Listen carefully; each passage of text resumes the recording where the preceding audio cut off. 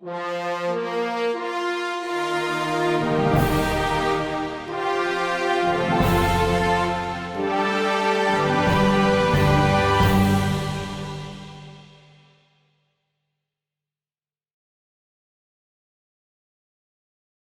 the kind of limitations of the studies you have made, what remains to be explored and studied about the inscriptions of Ashoka in the future?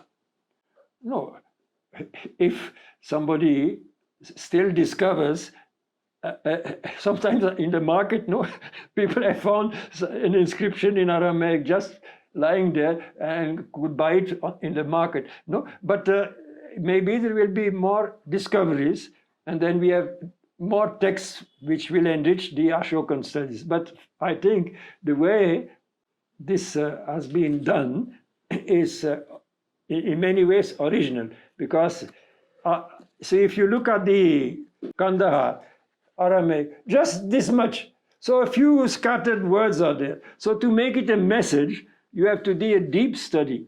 Now, this cannot be final, so there is scope for improving, there is scope for different interpretations. But I think this is unique in a certain way to have made it a message. So what remained a very scholarly analysis has become a message. So that is why I've used also Hindi medium to make it more from the Indian perspective, reaching more people than if it is in the English language.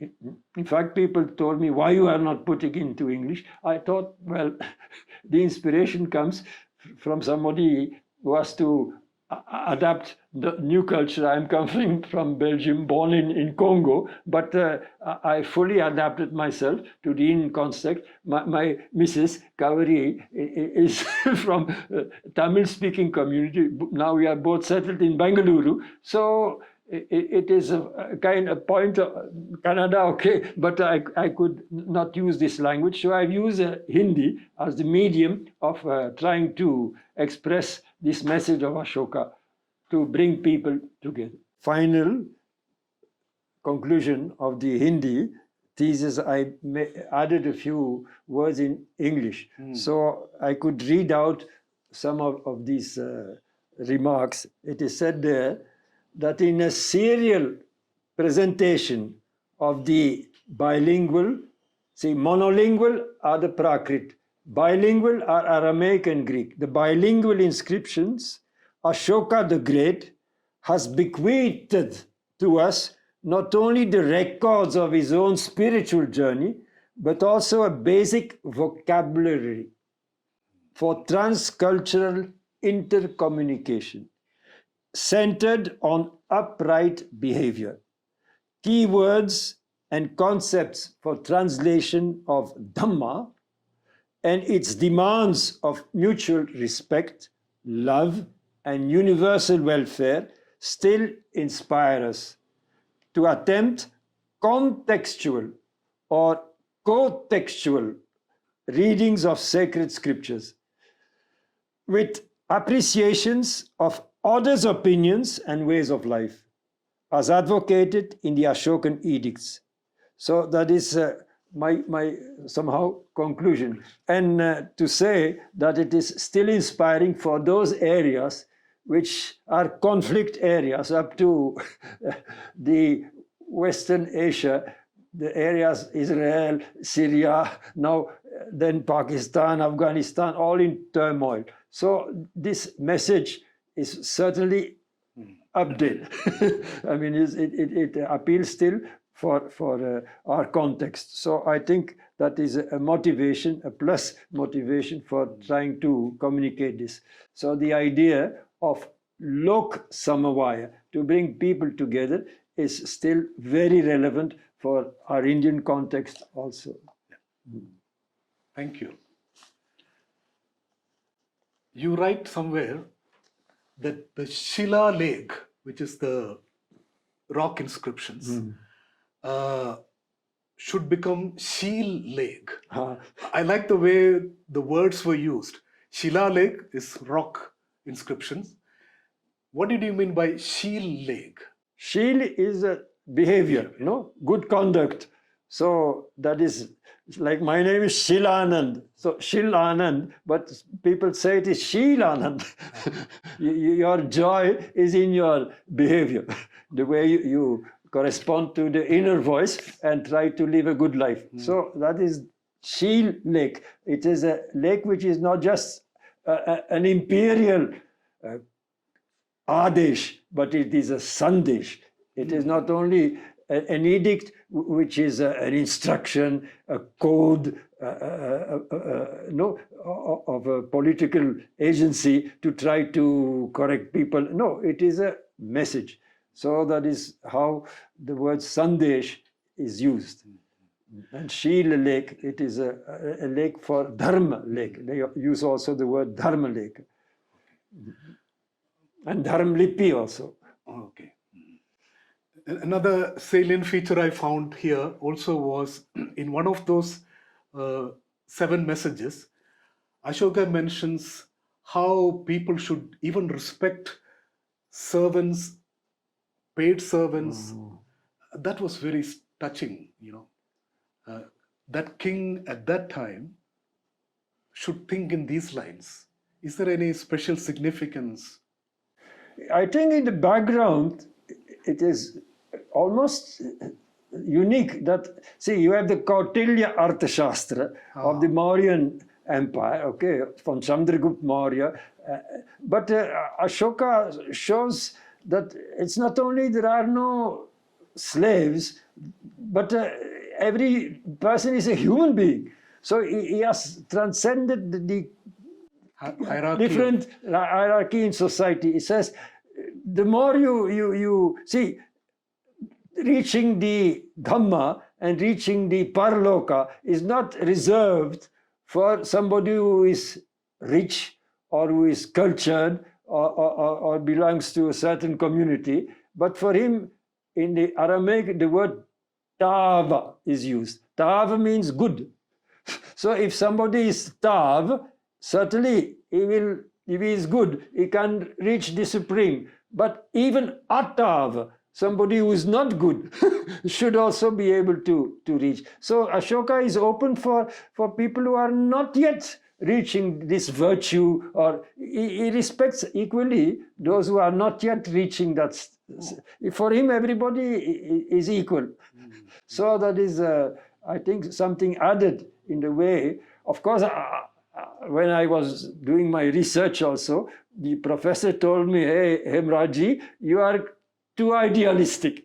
You are idealizing even Ashoka. You are making him a saint. No. We have to realize that there are political aspects also, that Ashoka is not a saint as such, but certainly his outlook was respectful for all communities, for all members of the society. He would not make a difference. So for him, Shraman, Brahman, all are the same. So that is how Ashoka had a more open attitude, and really he said, they are all Santan, they are all my children. So that is an expression he has used in his edicts. There are some weaknesses also.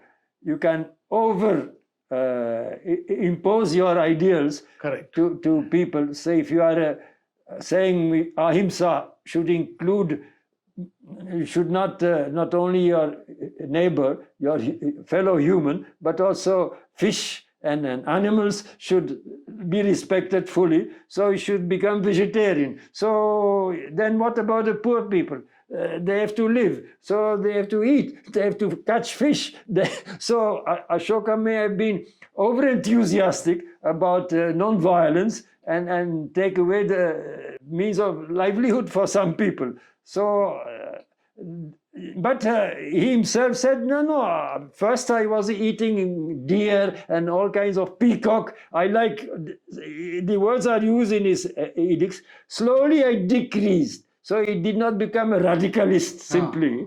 But somehow we felt people should try at least to avoid overkilling on a commercial basis, not to kill, especially hunting. For the joy of hunting, to kill animals, certainly Ashoka gave up all this kind of enjoyments of a royal person to go hunting, and that is, Ashoka was great in that aspect also. And in other words, you're saying he did not impose an ideology. He did not impose his beliefs.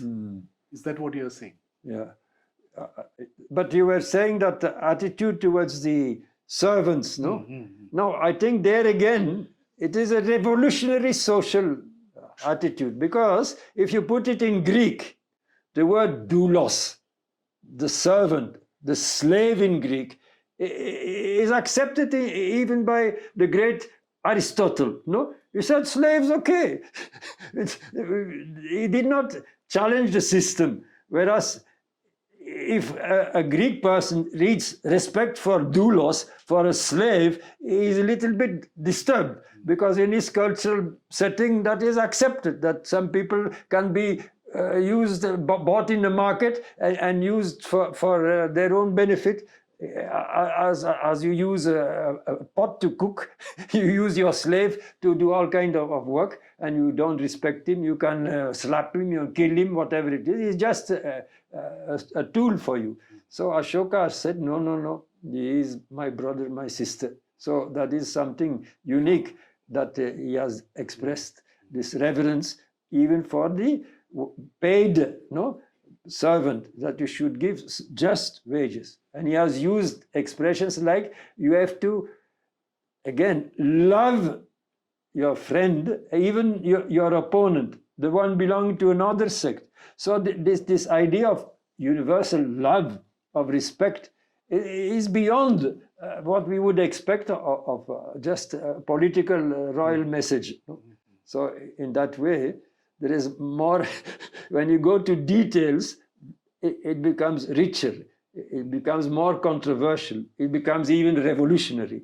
So I think there is a social change asked when a person read objectively, you read these messages, you are touched, because this is not what you would expect from a king of those days, who was thinking, I'm born from heaven. No, I'm blessed by God in a special way. I'm almost like an incarnate Devaputra. No, so Ashoka didn't feel like that. In Aramaic, it's called Marana, our Lord, our Swamiji, our dear Ashoka.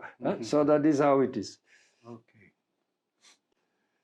So I feel enthusiastic, excuse me, about the study, but I think it was good to try to put it in a book form, so that, see, people do doctoral theses and it is kept in the universities, gathering dust, it is of no use. So you have to, I think that is a good point, to leave out all this very technical and superfluous footnotes and make it really communicative, so that still it is not so easy to read, but it is something which should go across for somebody who is interested in history and in the inheritance we have from the past. So it is something we should appreciate. Thank you for making it accessible for people like us. If the 3 volumes were published, we would not have been able to read. But this, I tell you, is worth taking the trouble. It is worth spending time, at least from the second part of the book, where clearly mentions the 7 messages, how it was brought together. And towards the end, there is a Sarva Loga Samavaya Hedu Antah Prerana. Antah Prerana. Inner inspiration. Yeah. So where I think more or less the summary of those 7 messages. 7 messages have been put together. Yeah. So thank you very much for asking such interesting questions. So somehow at my age we start to forget. So now you have made me fresh again in my memory to start thinking of all those riches. In fact, when you look back, you have so many things you should have communicated, which you left out. So there is a stage where we should try to see. There is a saying in Africa, I am from Congo, so they would say, in a village, no, there is a tribe is there and the elders are respected. So they say with the death of one elderly person, a whole background of literature, of wisdom is also forgotten. So we should not think that past is past. No, it is still relevant in many ways for the future. So the future generation should certainly remember that in our Indian background, we have a unique treasure in the message of the great Ashoka. And we should not forget him, not just put him in the parliament, but also try to live his message of openness, of universality, of respect for each other, for respect for eco context.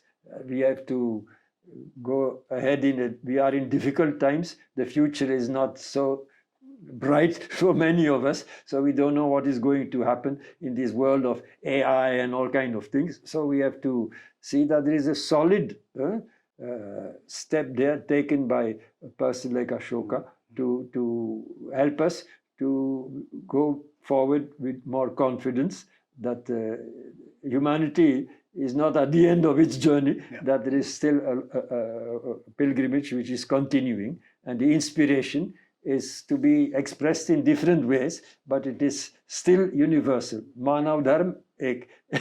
There is no difference in the inner voice, the truth and love, which comes from the heart, which we can express in our daily life, in our actions, should be inspiration for each one of us. 50 years of social action. Great. Today, she started 1974, Kanakapura, working in the villages. Then she worked for many years in Shetapata, close to Polur, Vandavashi, no?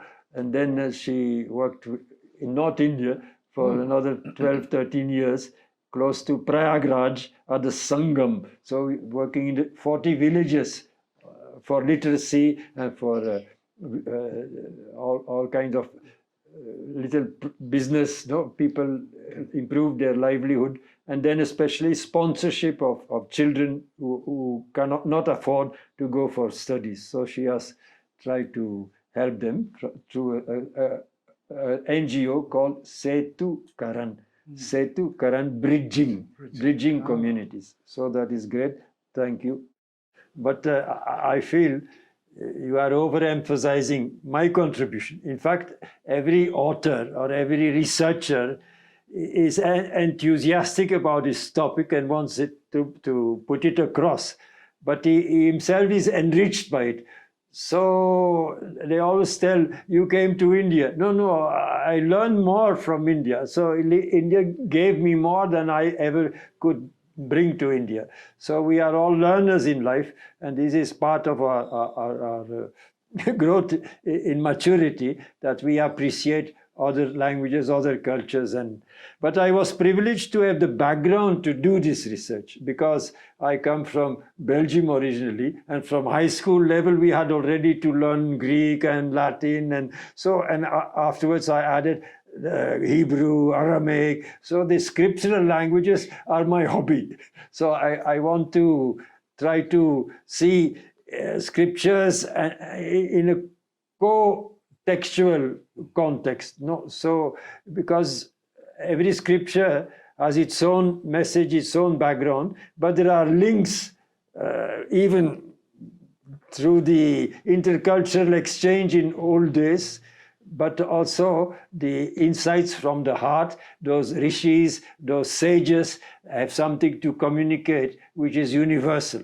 So we have to try to discover those common elements, and that is in fact what Ashoka tells us to do, to try to appreciate others, to learn from others. That is expressed in a very strong way in his 12th major rock edict, which I called the message of Samanvai, of bringing people together. So in the 7 messages which happen to be in the Greek or Aramaic script and language, we have this kind of totality of a message of bringing people together with appreciation for others. What you discover, you should be able to share with others and to learn from others and to live together and to make this world a better place to live in. So that is something which is still appealing to us today. Thank you. I'm not surprised that Dr. Hemraj is called Bhasha Sedu Chakravartin. Means one who has got the capacity to link, build bridges between the languages, and is a master of it. He's a Chakravarti, emperor of it.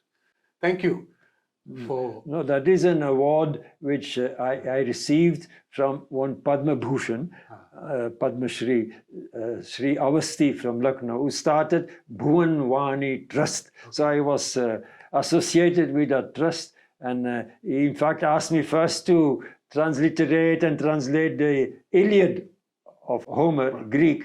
Then he taught maybe the Bible. He taught it's an English book. So he learned, no, it is not an English book. It is having Hebrew, Aramaic, and Greek. So then he started asking me to transliterate it. So he brought out the Hebrew scriptures, part of it, and the Greek scriptures, the Old and New Testament. Then like that, I got more and more interested. So it is a contribution, an inspiration I got from Bhunwani Trust, Lucknow, to have this open attitude and to try to bridge scriptures and scriptures and scripts. So scripts are the expression of messages, scriptures. So he said Devanagari should be able to be Vishwanagari. So you should be able to communicate so he felt that like Tirukural, it could be transliterated into Devanagari so that the original also could appeal to people. So if you read the translation, it's not enough. The mantra, the very original expression of it also somehow vibrates and may help you to see the depth of a message. So that is how we were inspired to transliterate, not only translate. That I got from Bhunwani Trust, Lucknow, from Avasti. Thank you for opening our eyes of Indians to go further and make a lifelong learning process. Thank you.